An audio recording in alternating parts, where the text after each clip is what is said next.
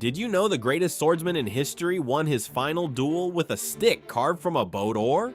Miyamoto Musashi had fought over 60 duels and never lost once. But his greatest victory came when he stopped fighting altogether. After defeating Japan's most feared warrior with that wooden oar, something changed in Musashi. He walked away from the bloodshed and retreated to a cave for years. There, he wrote the Book of Five Rings and discovered a profound truth. True strength doesn't come from conquering others. It comes from conquering yourself. Before his death, Musashi left behind 21 rules for living. Do not regret what you have done. Think lightly of yourself and deeply of the world. Accept everything just the way it is. These weren't just warrior principles, they were blueprints for mastery over your own mind. The man who could kill anyone chose instead to kill his ego. He learned that the hardest opponent you'll ever face isn't standing across from you with a sword. It's the voice in your head telling you to quit. Master that voice, and you master everything.